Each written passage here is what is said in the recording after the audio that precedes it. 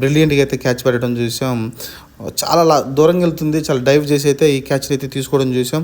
అది కూడా మళ్ళీ అక్కడ రివ్యూ తీసుకున్నారు, ఎందుకంటే ప్యాడ్ తగిలిందా బ్యాట్ తగిలిందా అనేది కన్ఫ్యూజన్లో ఉన్నారు.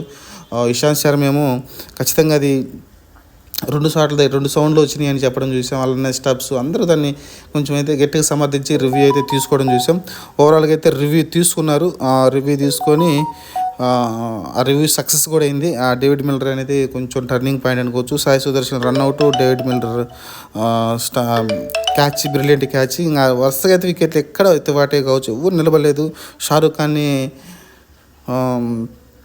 ఇంపాక్ట్ సబ్గా తెచ్చుకున్నారు, కానీ అతను ఇంపాక్ట్ చేయలేకపోయాడు. డక్అవుట్ అయిపోయాడు రాగానే బాల్కి అయితే. అది కొంచెం చూడాలి, విమర్శలు అని వినపడుతుంది దాని మీద అయితే. దాని గురించి నెక్స్ట్ మాట్లాడుకుందాం. ఇంకా ఆ తర్వాత ఇంకెవరు లేరండి, ఒకే ఒక్కడు రషీద్ ఖాన్ మటుకు లాస్ట్లో నిలబడి కొంచెం షాట్లు ఆడితే స్కోర్